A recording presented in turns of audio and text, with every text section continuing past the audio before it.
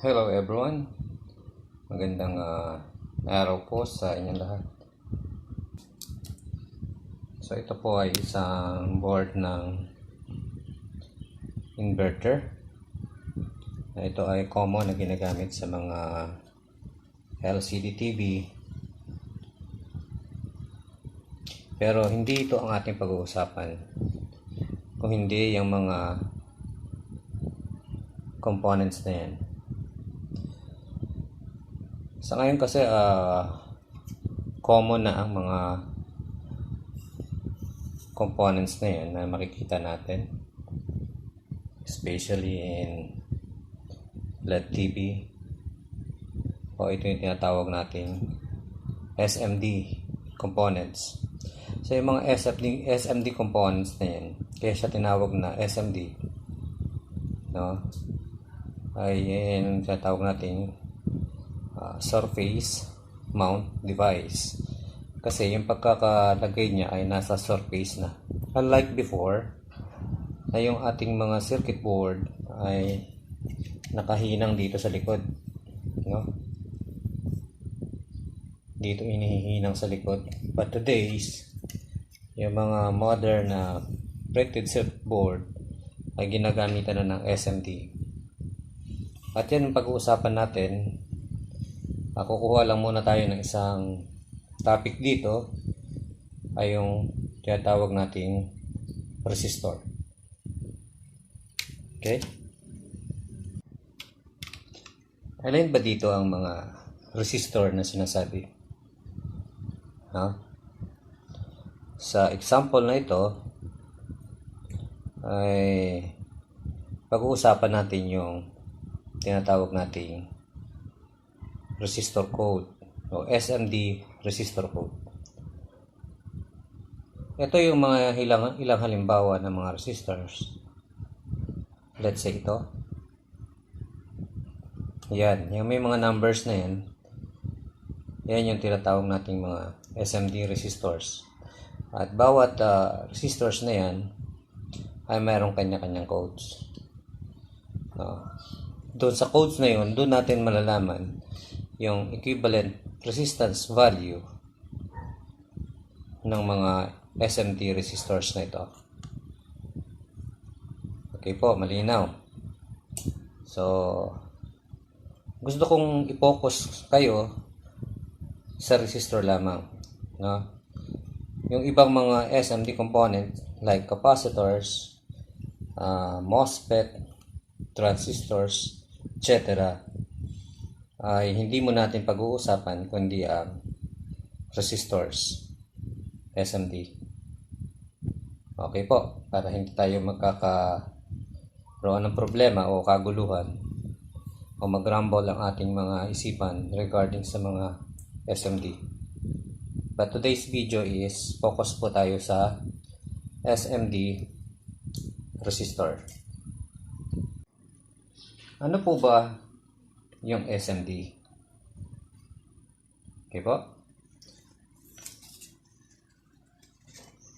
Ito ang SMD. Ang SMD ay Surface Mount Device. At katulad nga po ng nabanggit natin kanina, maraming mga klaseng SMD, no? Na makikita natin sa mga electronics board. But isa yung pag-uusapan natin ay most common components ay yung SMD resistor. Yan po. Okay? SMD resistors. Kayo po ba'y nakakita ng mga SMD resistors? No? Katulad po ng example natin kanina, yun po ay yung mga SMD resistors natin. But yung SMD resistors ay merong mga coded na value. Hindi po katulad ng araw na ginagamitan pa ng color coding. But sa mga small chip circuit ay coded na. Ayan po ay ang tinatawag natin SMD resistor. Gusto kong i-focus ko ang inyong mga isipan sa resistor. Okay? At ang resistor natin ay mayroong 4 na uri ng SMD. No? SMD codes. Ano-ano ba yan? Ang una dyan ay tinatawag nating 3-digit system. Okay? At ang sumunod dyan ay yung tinatawag nating 4-digit system.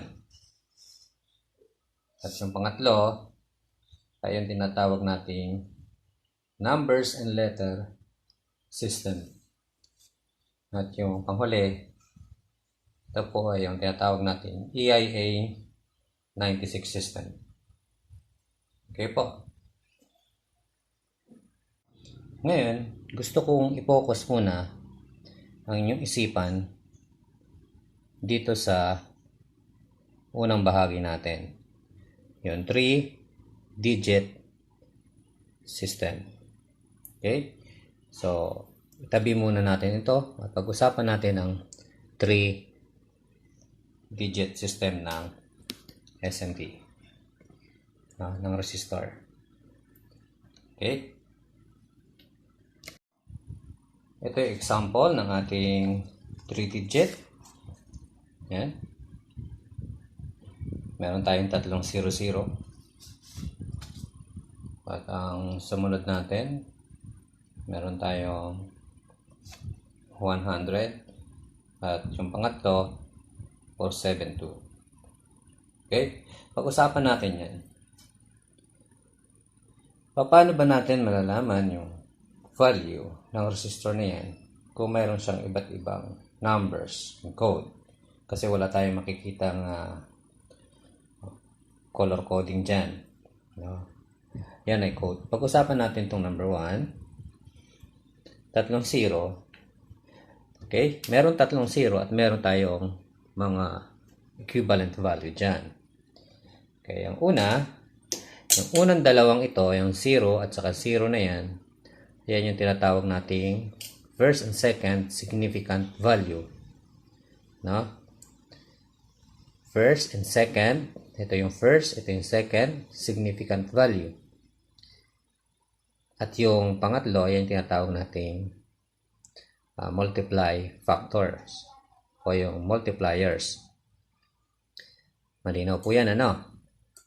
Sa susunod na example, meron tayong nakikitang 100. Ganun din po ito.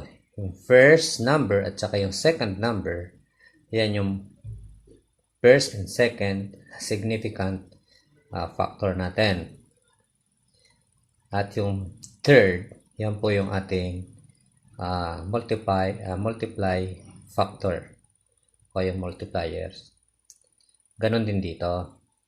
First and second significant numbers natin. At saka yung pangatlong numbers, yan yung ating multiplier. Okay po.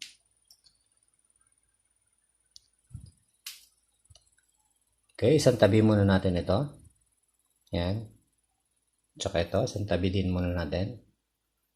Focus tayo dito sa 3 0. Okay, sa 3 0 na yan, paano natin malalaman kung anong value yan? Alam ko common na yan sa inyo. Alam nyo na yan. No? Pag sinabing 0, 0, that means 0 ohms. 0 ohm. Pero may pinagbasihan bakit siya naging 0 ohm. Okay, katulad nga ng sinabi natin kanina, yung first, no? At saka yung second, no? Yan po ay tinatawag nating significant, no? Significant. At yung pangatlo, no, yan yung ating multiply factors.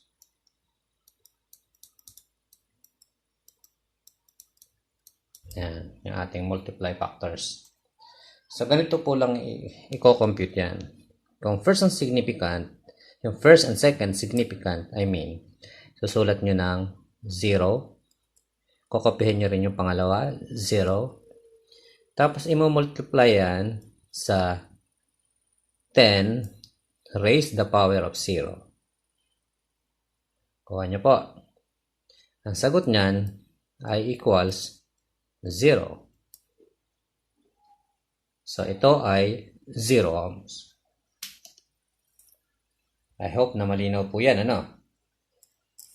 First and second significant, kinapin nyo, 0 and 0.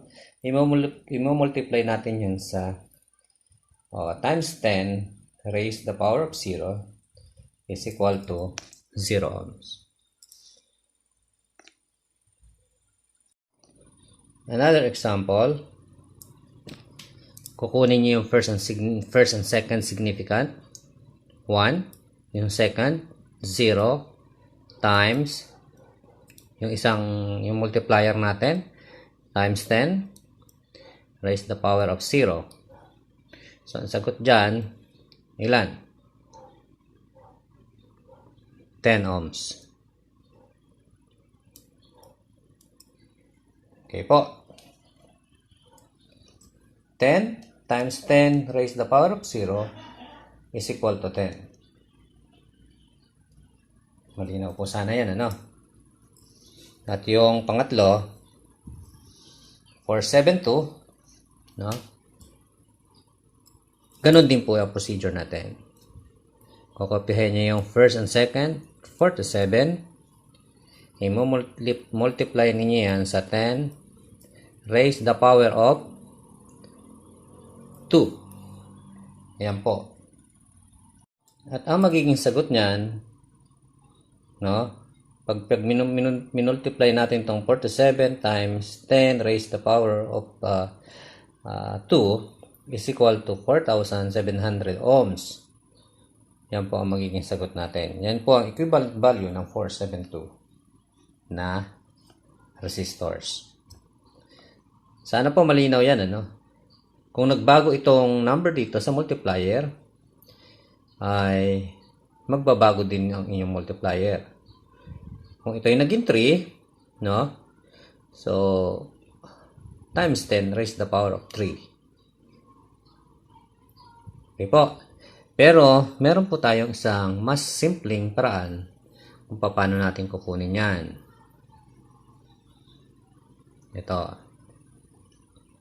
Balikan natin number 1. Kapag may nakita kayong tatlong 0, matik na yan, 0 ohms. Pag isang 0, matik ho yan, 0. Kapag double 0, automatic ho ay 0 ohms. So, wala po tayong problema dito. Sa number 2, yan.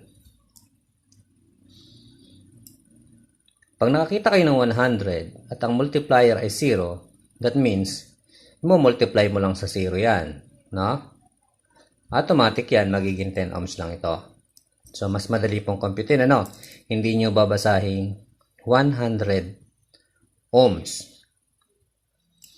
No? Mali po yan. Dapat yan ay 10 ohms. Ayos po. Kapag yan ay 100 ohms, magiging 101 yan. Yung 101, equivalent to 100 ohms. Kasi, kinopya niya yung first and significant. Tapos kung yung multiplier mo dito ay 1, mag-a-add ka lang ng isang 0. Equal 100. Ayos po yun, oh. I-add lang natin para hindi na tayo magmumultiply. Ganon din dito. 472. Kokopyahin mo yung dalawa, first and second, 47. Tapos, may nakita kang 2. No? Ang mangyayari dito sa 2, add 2 zeros na lang. No? 47, ayan na siya. Tapos, nakakita ka ng 2, sa halip na i-multiply mo rito, magdadagdag ka na lang ng 2 0. Ibig sabihin po, yan ay 4,700 ohms. Malinaw po yan. No? Doon sa ating multiplier, para mas mapabilis ninyong mabasa, ay mag-a-add lang kayo, no, ng 0 kung ano yung nakalagay dito. Let's say 2, add 2 0. Let's say naging 3 yan, add 3 0. Let's say naging 4, add 4 zeros.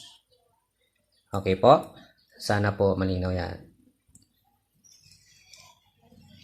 Ang susunod po natin ay yung 4-digit system.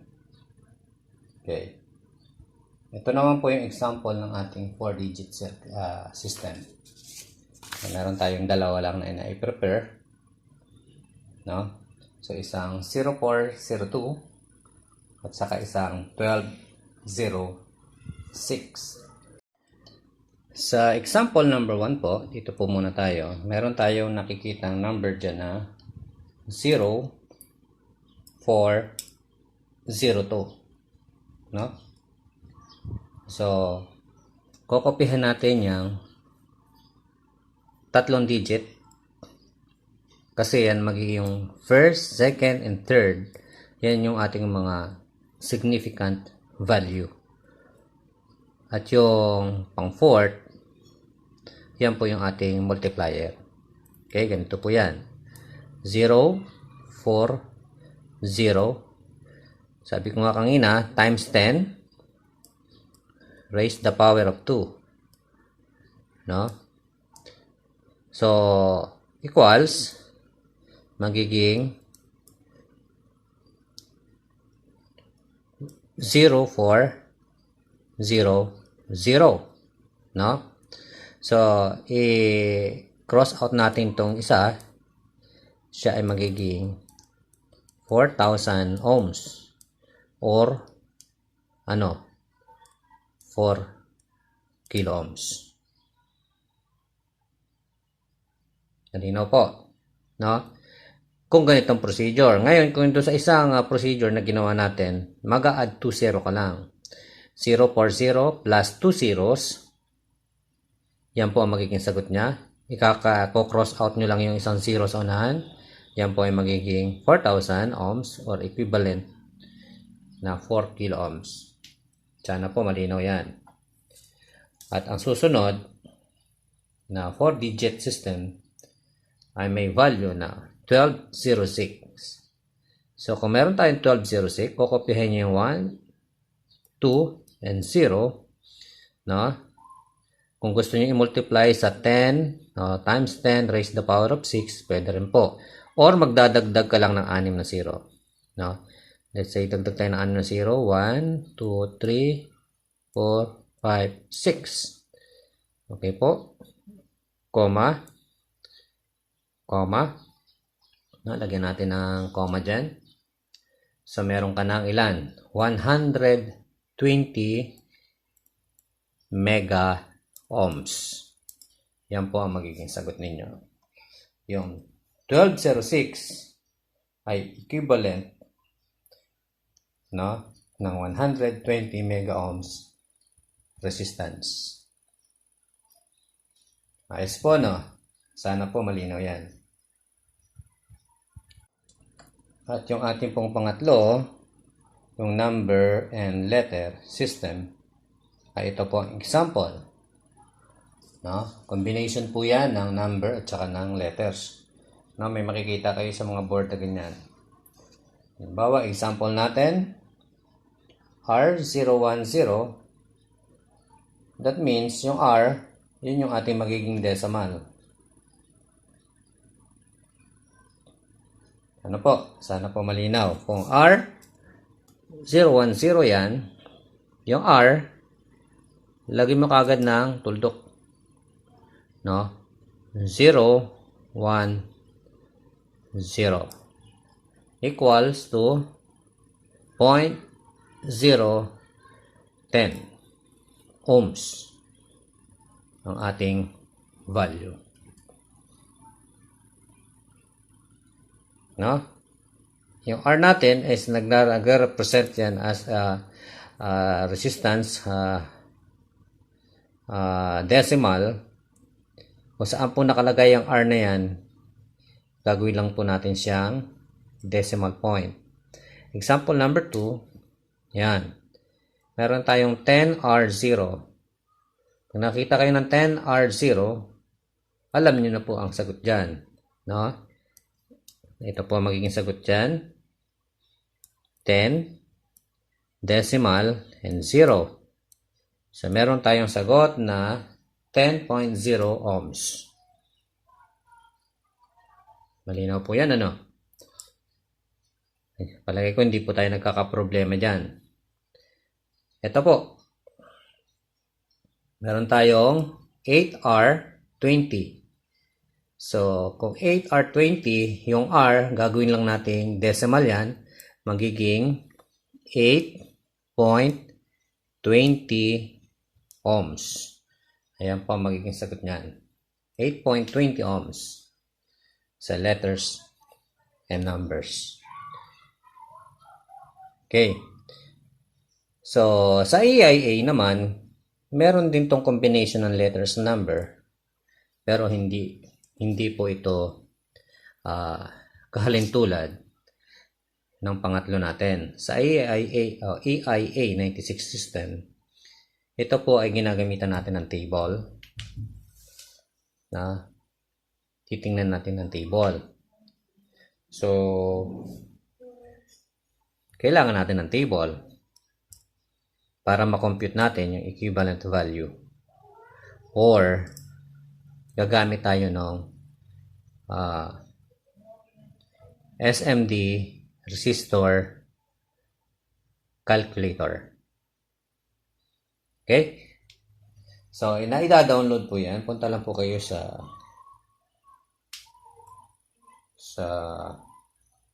inyong cellphone.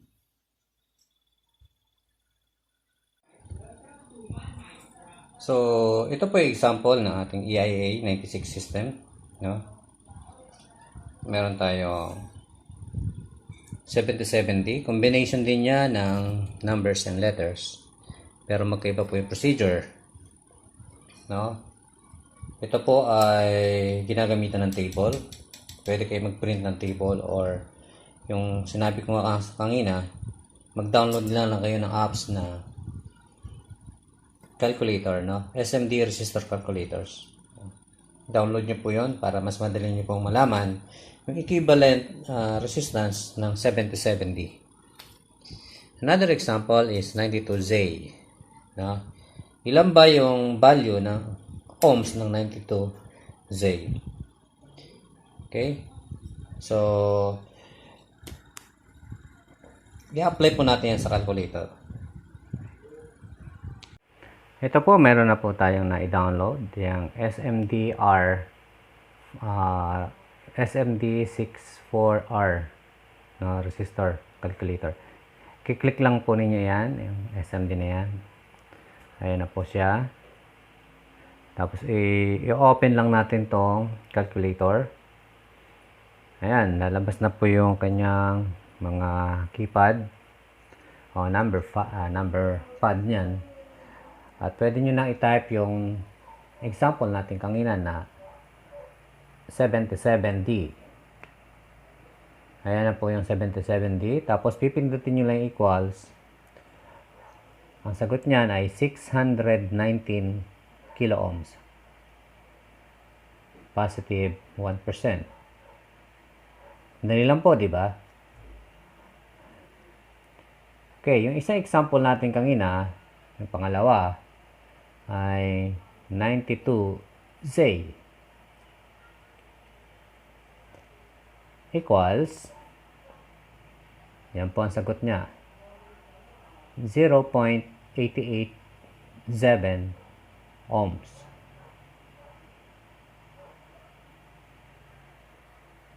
Okay po? I hope na nagkaroon po kayo ng idea regarding sa kung paano po natin ma-determine yung resistance value ng ating mga SMD. No? Download lang po kayo ng apps na to at mapapabilis sa inyong pag-translate o ma-identify yung equivalent value in ohms. I hope na nag-enjoy kayo. Muli, nagpapaalam po si ER Tech at mabuhay po tayong lahat. Bye!